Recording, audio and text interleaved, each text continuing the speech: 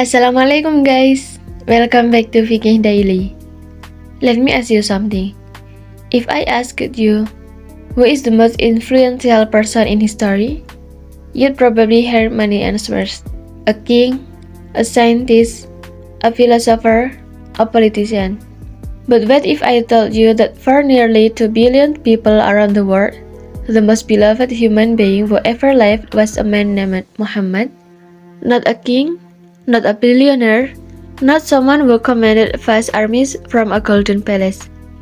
Just a man born in the desert more than 1400 years ago. So, who was Muhammad? Muhammad SAW was born in Mecca, in present-day Saudi Arabia, more than 1400 years ago. Before he was born, his father passed away. Before he became a teenager, his mother also passed away. He grew up as an orphan. No wealth, no royal family, no political power. Nothing that would make history remember his name. And yet, today his name is spoken millions of times every single day. How? Long before people believed in his message, they trusted his character.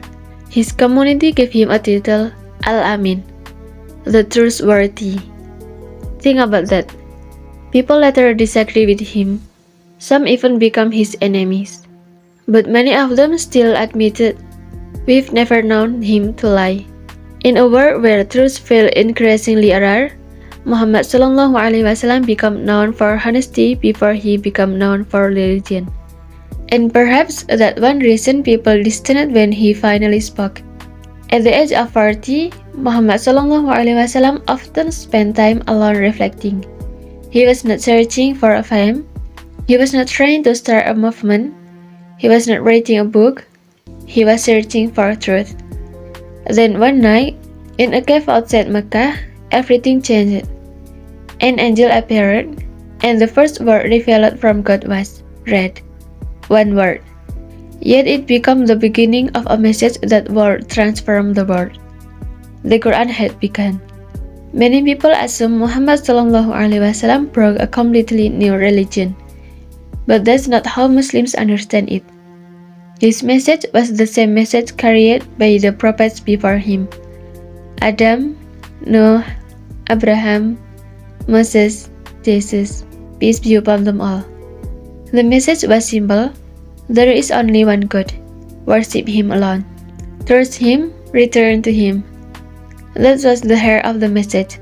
Not race, not nationality, not social status, not power. God is one, and every human being stands equal before Him. This is the question many people ask. Why do Muslims speak about Him with so much love? The answer is not because Muslims believe He was divine. In fact, Muslims believe He was fully human. He ate, He slept, He loved, He cried, He experienced loss, He buried children, He faced rejection, He knew pain. And that's exactly why people connect with Him. Because He showed what it looks like to remain kind, patient, and faithful even when life becomes difficult. His story remembers powerful people. But power alone doesn't make people loved. Character does. Muhammad SAW taught people to care for orphans, to feed the poor, to honor parents, to be kind to neighbors, to control anger, to forgive. Even when he returned victorious to Mecca after years of persecution, many expected revenge. Instead, he chose mercy. Imagine that. The people who drove him out, insulted him, attacked him, and yet he chose forgiveness. That's one reason Muslims admire him so deeply. And this is one of the biggest misunderstandings about Islam. Muslims love Muhammad SAW. They follow his example. They send blessings upon him, but they do not worship him. Worship belongs to Allah alone. Muhammad SAW was not to destination. He was the guide pointing people toward God. Why does he still matter today? Because human beings haven't changed that much. We still struggle with anger, with loneliness, with anxiety, with purpose, with meaning. And many people still find credence in the example he left behind. More than 14 centuries later, people continue to read his words, study his life, and try to follow his character. Not because they have to, but because they believe he showed humanity at his best.